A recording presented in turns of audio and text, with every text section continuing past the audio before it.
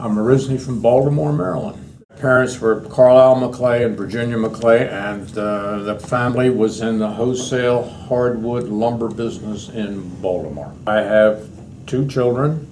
One of them lives in Texas as a retired police officer, and another one lives in Maryland. My wife, we're both second marriage. Both of us are widow and widower, and she has 3 children. Before I entered the military, it was education. I was in college. I was 20 years old and was in the reserves. The reason I got in the Marine Reserves was the fact that I didn't want to get drafted in the Army.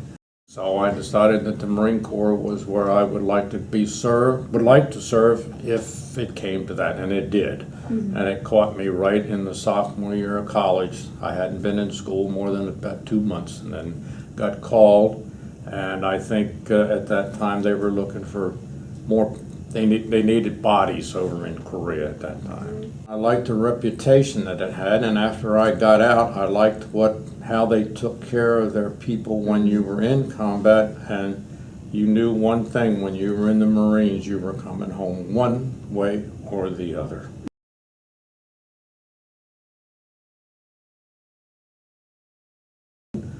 When I first arrived, we went right straight to what they call the MLR, the main line of resistance, which is the front line, and out in front of it by about 10 miles.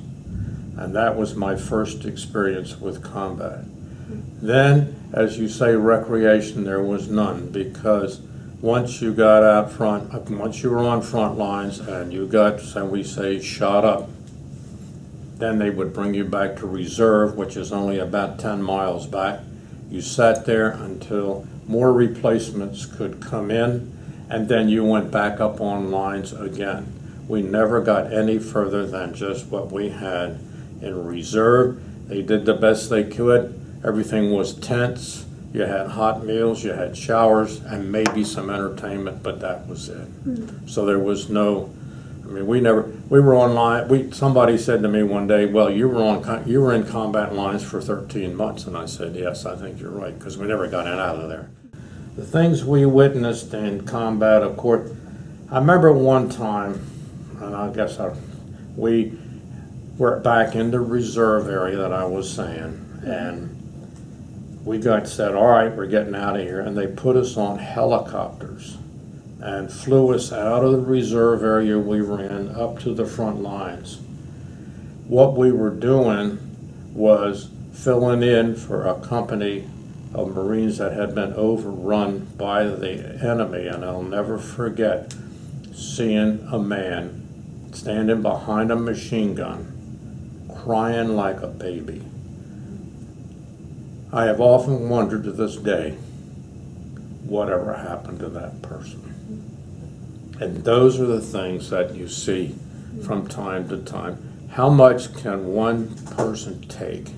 How much killing can one person take, coming from the background that we all grew up in, and then all of a sudden 6 months you're out seeing people killed? And the other hard part is people that you're there with, you've gone over with from the States, and then all of a sudden you find out they've been killed.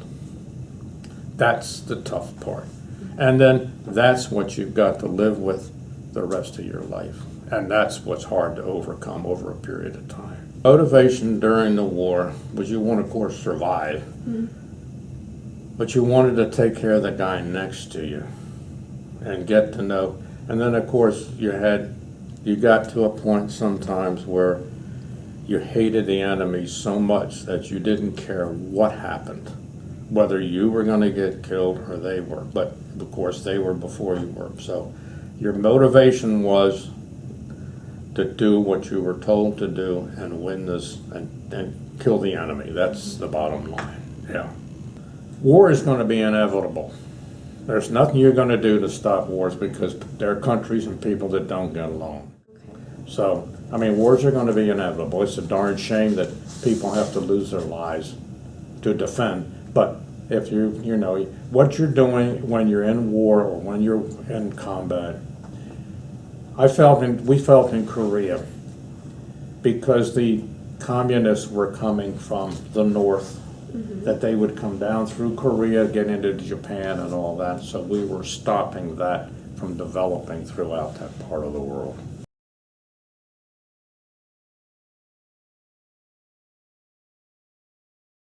Oh, I don't know. There were a lot of, as I say, there were a lot of battles over there. There was Bloody Ridge, there was Bunker Hill, there was Blue Castle. I mean, those kind of things, whether they ever got into publicity, there were things that we knew and nicknames that we gave to different operations that we were in.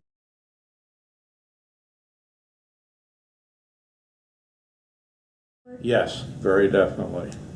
And afterwards. I've always had a very high regard for the chaplains that are in the service. And we had a chaplain that was attached to our, I guess you would call to the, not to the company, but in the battalion. And when we would come back off lines, he would always have a Bible service. And he would always have, and I got to know him, and there were about a dozen or more of us, and he would have a Bible study. And at one of the Bible studies, he gave us this Bible. I mean, I had a New Testament that I carried with me, but he gave us this Bible, and I carried this in my backpack. And I decided as we went along that I would keep a date of what we did so that I could remember what happened. And I have kept it ever since. So whether I was supposed to do this or not, I don't know, but I did it. I had a buddy, and everybody brings up MASH, you know, of course MASH was fun. And this buddy of mine, and we both survived, which was great. And I remember one day, you're talking about having to be goofy, Donald came along and he had a string. And on the end of that string, he said, "Come on, Twig. Come on, Twig." And we said, "Oh, Lord, Donald's done it now." Sure enough, he pulls his string along, and here's a great big twig. So those are the things that all right, you've developed nicknames for people. Yeah. All right, Donald's nickname was Dago. Well, he didn't have a drop of Italian Dago in him in the world. His last name was Donald Wright. His mother kept sending him salami, so we called him Dago. So that's the funny, you know, but those are the goofy, funny things that happen over there.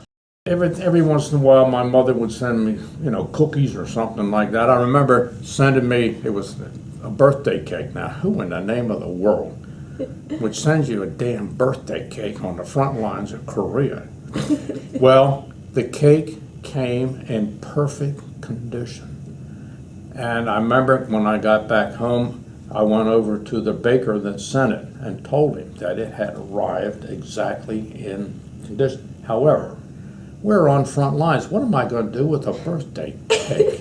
I mean, am I going to get 10 guys lined up and we're going to sit down? I mean, it was one of those silly things. And every once in a while, I remember one guy, he kept getting care packages, and then all of a sudden, he had to outdo what his buddy was doing. And finally, I said, enough is enough, because he was getting coffee and he was getting all, I mean, there was no way you could, because all we had was the pack on our back. Yeah. We had no other way to take things around.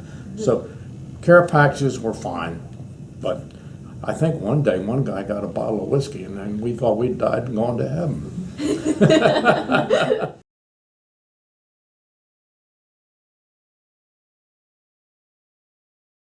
I left Korea in 1952, about April, May, sometime in there, and came home on a troop ship. I got to Camp Pendleton. No, got to San Diego boot camp there and got discharged. So that was because I was reserve. I got discharged as soon as I got home. Sure. Then the problem started because I had just come off front lines and then go home. I got to the point that I couldn't drive a car because I wasn't used to the lights. It took me a while to get acclimated to that. But that was a problem of getting discharged right away. Had I stayed in another 6 months or more and gotten the military acclimate and then had gone into civilian life that way, it probably would have worked out better. But they didn't know what to do with us, and when I got home, they didn't know what to do with me. I thought I could come back and go back to school right where I almost left off. That was probably one of the first mistakes I made. But I had nobody to tell me no. If I had stayed out of college or stayed away from college for another year or more, I probably would have done better.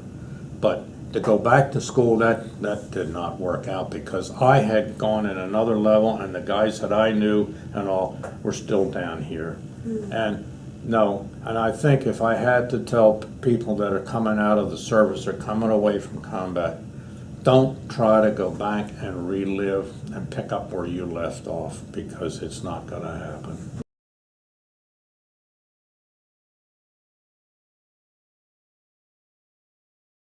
That's exactly what it was, and it was the forgotten war, and they just did not know what you had been through. My mother really didn't want to hear about it because she didn't want to hear of the stories of what I had been through. She thought it was that my father would, but you couldn't really talk to anybody because they didn't want to hear it. And and then, as I said to some people from time to time, it was almost like I had just come home from going to camp somewhere. What do we do with him?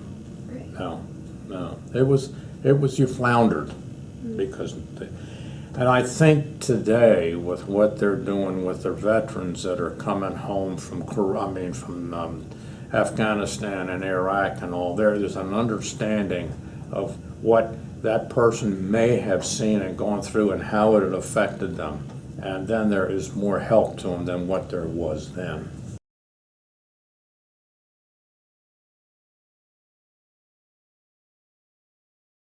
Find something and try to stick with it, like I did with the lumberyard. That was the greatest thing in the world. If I'd have stayed there for on and on and on and gone to night school or something, it probably would have worked out better, but that's hindsight. You got to learn to put it in the background and you just go forward. If you go back and try to relive it all the time, then it's going to affect your life, but you've got to learn to go forward and look for the next day, and that's basically what I do.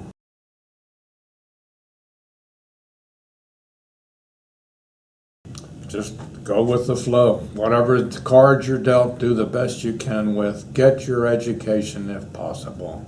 I am a very, very strong advocate of kids. Like you people, get your education. That's the finest thing that you can get.